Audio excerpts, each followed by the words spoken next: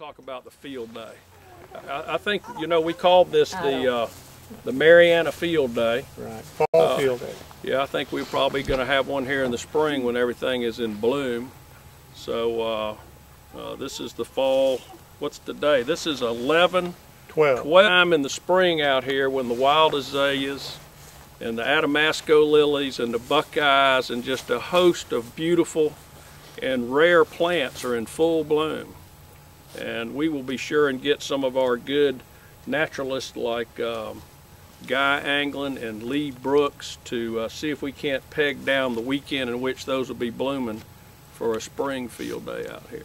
Something remarkable, last week or 2 weeks ago, I had the Florida A&M University called me and said that they had applied for a grant for this, an environmental grant for this region, and the U.S. Environmental Protection Agency told them that they need to contact us and me and the Chipola River Watershed Partnership and coordinate their grant with us because of the rare and endangered species that we have in this area and in the things that are happening on the Chipola River.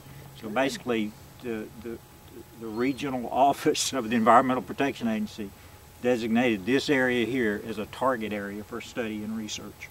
Well, this has long been, the Nature Conservancy has targeted this as a biological hotspot, particularly the upper Apalachicola River and the Chipola River, because it has a complement of rare and endangered species, both plants and animals.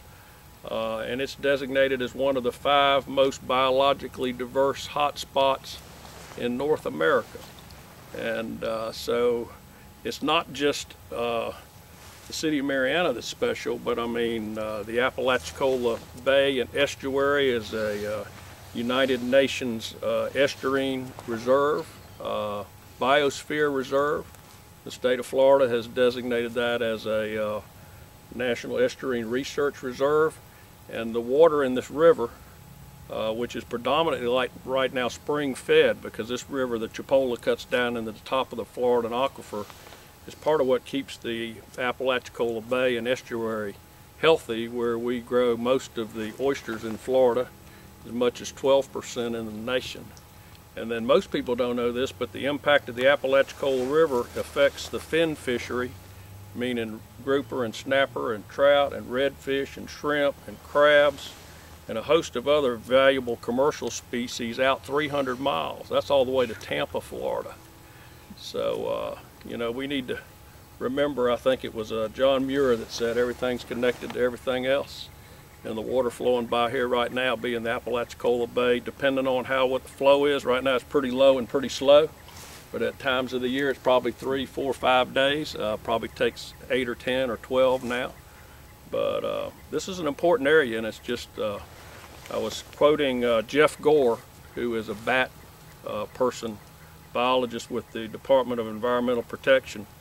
But he was canoeing here on the day we cleaned up the river about 3 weeks ago, and he said, you know, imagine what this would be like if Tallahassee had a river like this flowing through the middle of Tallahassee. And, you know, we have one here flowing through the middle of Marianna. I think the community is becoming aware of this. You saw that today.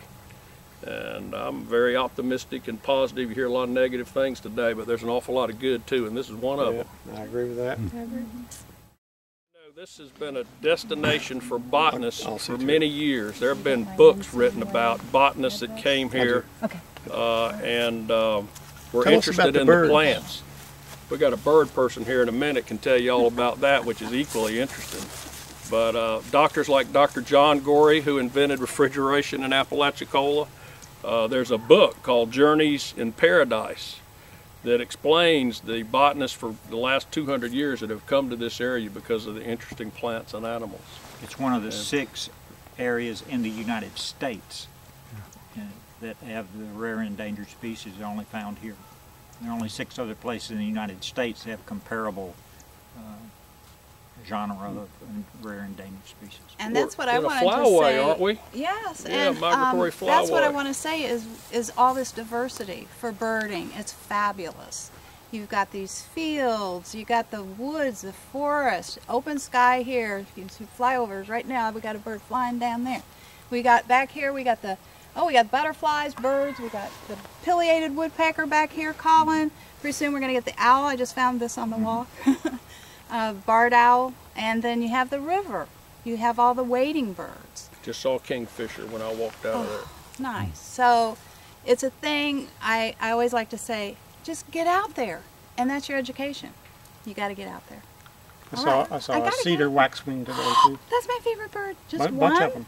Oh, 15. good. Yeah, good. Well, let me say something about that. You got to have a bird book. Yeah. All right, you know, you really, I've watched people that never got interested in books, in birds, until they started looking at those birds, and then they start wanting to know what kind of bird that is. Mm-hmm. Now, we use the Peterson Field Guide. Which one do you use? I use the National Geographic. I Right. love that. I like the way it's set up. It's really nice. But you look at a bird book and it's that thick, and you go, I'll never learn all the birds. But you're not going to have all those birds, so don't let it intimidate you. But it's fun to try to, there's a wealth of birds, and the migratory birds coming through here right now are spectacular, whether it's the rose-breasted grosbeaks. I saw a robin yesterday. That's the first one I'd We seen had a lately. flock further down the Chipola. Huge flock of robins.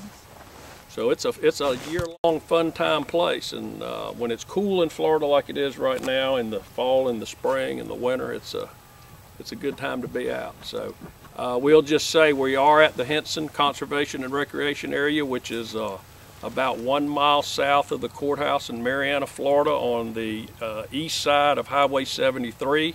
There's a wonderful sign out front.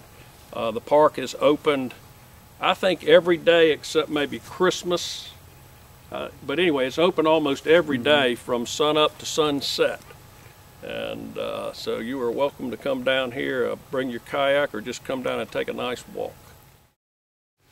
Mr. Mark Hebb helped us organize our field day today, and we'll be helping with the spring.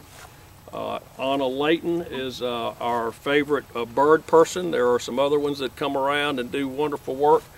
Gary Latham is a TV personality at Chipola Television. And my name's Chad Taylor, and I'm a land manager in Jackson County, and I just appreciate all this stuff and enjoy working with it. So.